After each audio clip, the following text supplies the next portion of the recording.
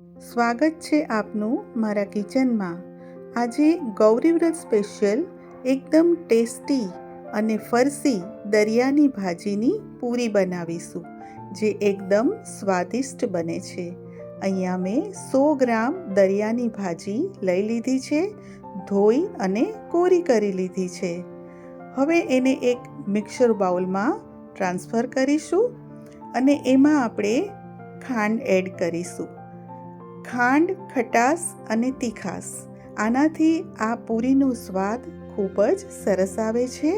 તો ખાંડ અને અડધા લીંબુનો રસ નાખ્યો છે અને આને એકદમ સ્મૂધ પેસ્ટ નથી બનાવવાની, આની આપણે એકદમ દરદરી કે જેને આપણે કકરી કહીએ એવી પેસ્ટ બનાવવાની છે। હવે અહીં મેં પોણો કપ ઘઉંનો કકરો લોટ અને અડધો કપ ઝીણો લોટ લીધો છે અને એને બાઉલમાં આપણે લઈ લઈશું। આમાં કકરો લોટ લેવાથી પૂરી વધારે ફરસી અને ક્રિસ્પી બને છે। હવે આ લોટમાં આપણે આખા ભાગા વાટેલા મરી નાખીશું। મરી પાવડરથી ટેસ્ટ ખૂબ જ સરસ આવશે। મોણ માટે તેલ નાખીશું। આ ગૌરી વ્રતમાં દીકરીઓને લીલા મરચાં, આદું ન ખવડાવીએ તો જ સારું, કારણ કે ઉપવાસ મીઠા વગરનો હોય છે। તો હવે આપણે આ લોટને સારી રીતે મિક્સ કરી લીધો છે અને હવે આપણે જે દરિયાની ભાજીની પેસ્ટ બનાવી છે એ બધી જ એમાં નાખી દઈશું। હવે આ ભાજી છે એટલે જલ્દીથી કાળી પડી જાય છે, તો આપણે એને જલ્દીથી લોટમાં મિક્સ કરી દેવાની છે।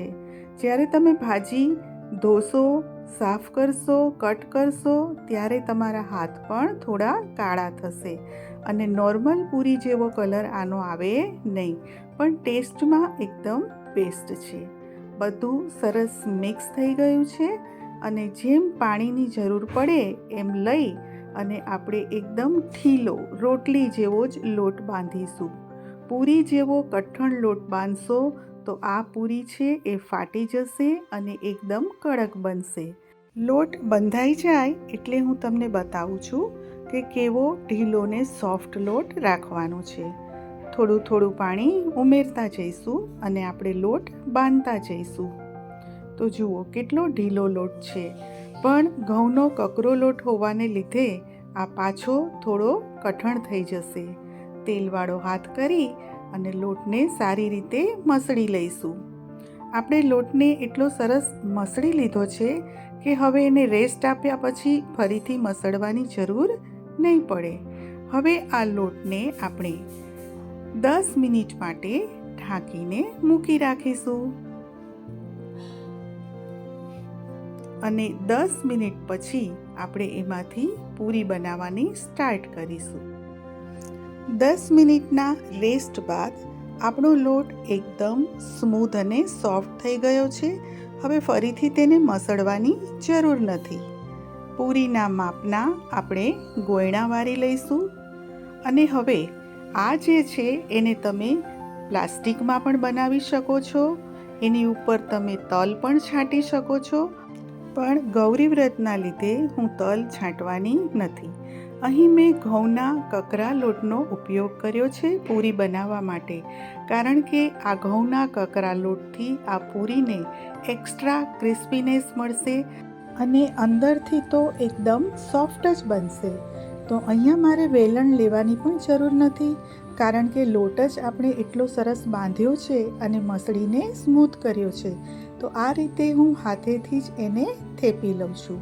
તો એકદમ સરસ ગોળ અને મીડિયમ થિકનેસ રાખવાની છે, એકદમ પતલી પણ નથી કરવાની।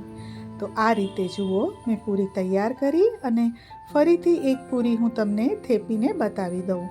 ઘઉંનો કકરો લોટ છે એ સ્પ્રિંકલ કરવાનો જ, જેના લીધે પૂરી તળાયા પછી એમાં દેખાવમાં પણ એ જે ઘઉંના બારીક લોટના કણ હશે એ ખૂબ જ સુંદર દેખાશે। એક્સ્ટ્રા ક્રિસ્પીનેસ તો મળશે જ અને અંદરથી એકદમ સોફ્ટ, જેથી દીકરીઓને આ પૂરી ખાવાની મજા પડી જશે। તો જુઓ આ બીજી પણ પૂરી મેં તૈયાર કરી લીધી છે। કેટલું ઇઝી છે, હાથથી જ થેપીને બધી તૈયાર કરી દેવાની. તો જુઓ, મારી તો બધી પૂરી રેડી થઈ ગઈ છે અને બધામાં જુઓ થોડો થોડો ઘઉંનો કકરો લોટ દેખાય છે. મેં તેલ ગરમ કરવા પણ મૂકી દીધું છે. તો ચાલો ફટાફટ તળી પણ લઈએ.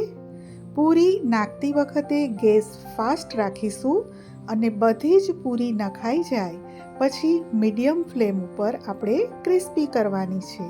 પણ હા, આ પૂરીને ઉલટ પુલટ તો કરતા જ રહેવાનું, નહીંતર એક સાઈડમાં વધારે ડાર્ક થઈ જશે.